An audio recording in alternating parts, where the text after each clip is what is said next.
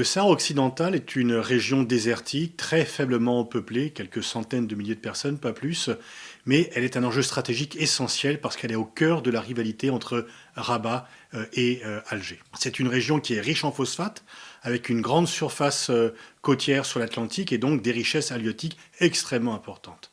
Pour le Maroc, il s'agit d'une cause nationale qui transcende tous les clivages. Personne ne conteste au Maroc, ou presque, l'idée que le Sahara est une région marocaine. Et donc lorsque les États-Unis de Donald Trump reconnaissent la souveraineté du Maroc sur le Sahara, c'est un succès diplomatique extrêmement important pour le roi du Maroc. C'est aussi un succès de politique intérieure. Le fait que cela se fasse au prix de la reconnaissance d'Israël compte assez peu par rapport à ce succès diplomatique sur cette cause, une fois encore, qui est sacrée au Maroc. L'Algérie, elle, soutient l'indépendance du Sahara, parce que c'est la rivalité avec le Maroc. Donc quels sont les enjeux de cette rivalité? Quel est l'enjeu du Sahara pour le Maroc? À partir du XIe siècle, les Berbères investissent ce territoire. À partir du XVIe siècle et jusqu'au XIXe, les Marocains vont contrôler entièrement le territoire du Sahara. C'est à ce moment que les Espagnols, qui sont déjà implantés le long de la côte africaine, à partir des XIVe et XVe siècles, vont vouloir prendre le contrôle de la région. Les Espagnols instituent un protectorat sur le Sahara occidental à partir de 1884. Dès son indépendance, en 1956, le Maroc va réclamer le retour de sa souveraineté sur le Sahara.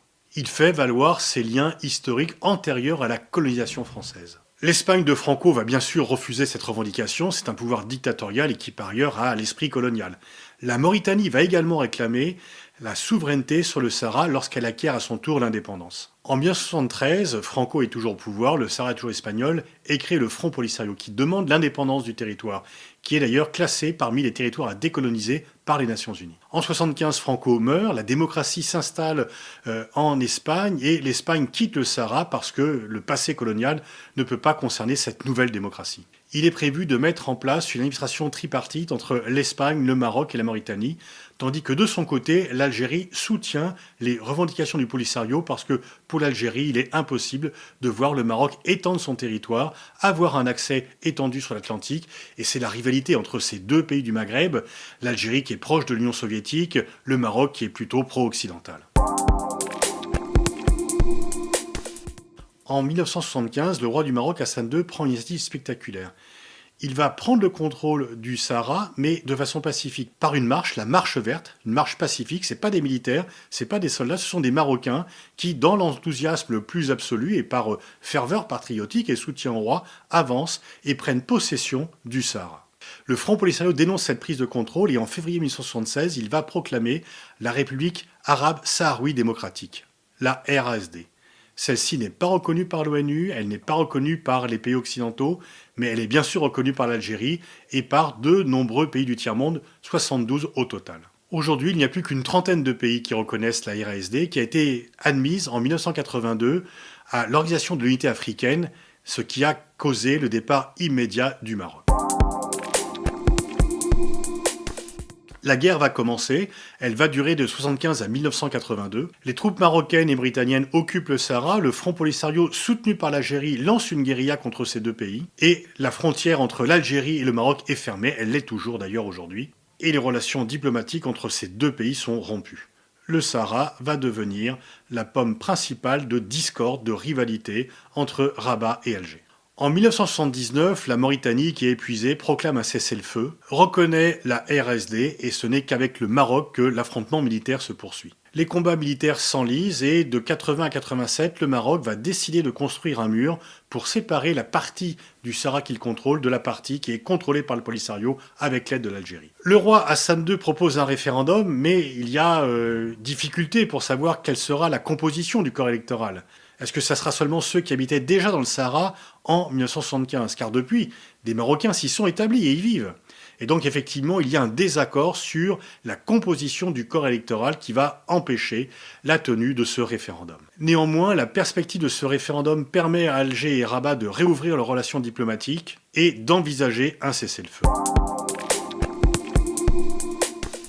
Ce cessez-le-feu est proclamé en 1991. Le Maroc propose une large autonomie au Sahara pour pouvoir en garder la souveraineté et il fait le pari de la carte du développement économique pour que la population du Sahara adhère au projet marocain. La France et les États-Unis soutiennent la proposition marocaine de référendum sans pour autant reconnaître officiellement la souveraineté du Maroc sur le Sahara. L'ONU continue de son côté à considérer le Sahara comme un territoire non autonome. Les cartes de l'ONU ne reconnaissent pas la souveraineté du Maroc sur le Sahara et elle met en place une force de maintien de la paix, la MINURSMO, qui est en charge du contrôle du cessez-le-feu. Une partie de la population du Sahara est réfugiée en Algérie, à Tindouf, sous contrôle de l'Algérie.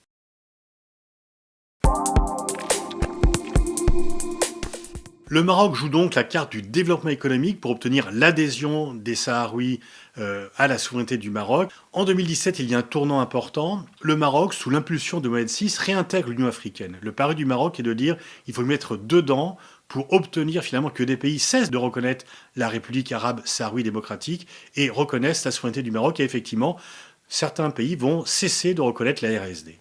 La RSD et le Maroc siègent néanmoins côte à côte au sein de l'Union africaine. En 2018, il y a l'espoir d'une éclaircie. L'ONU relance un vaste plan de négociation qui réunit le Maroc, la Mauritanie, l'Algérie, le Polisario. Mais ce plan va être suspendu en 2019 en grande partie par la poursuite de l'hostilité entre le Maroc et l'Algérie. Aujourd'hui, bien sûr, la reconnaissance par les États-Unis de la souveraineté marocaine est un succès, une fois encore, diplomatique et politique important pour Mohamed VI. Biden élu ne reviendra pas sur cette reconnaissance. Peut-être que lui ne l'aurait pas fait, mais il ne reviendra pas dessus.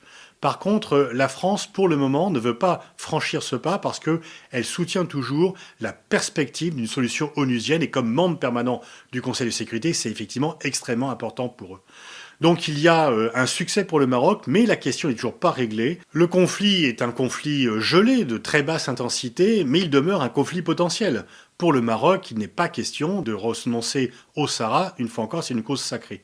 Mais pour l'Algérie aussi, c'est une question de principe. Elle ne veut pas reconnaître la souveraineté du Maroc et tant que les relations entre les deux pays sont basées sur l'hostilité et tant que le régime algérien estime qu'il faut soutenir le Polisario, eh bien le Polisario continuera de contester la souveraineté du Maroc. Alors on pourrait dire que le pouvoir algérien est en difficulté, mais c'est justement pour cela qu'il ne veut pas abandonner la cause saharoui pour des questions de principe. Mais ici comme ailleurs, il n'y a pas de solution militaire à ce conflit, il faut une solution politique qui soit agréée par tous les protagonistes pour permettre le développement le plus harmonieux de la région et de sa population.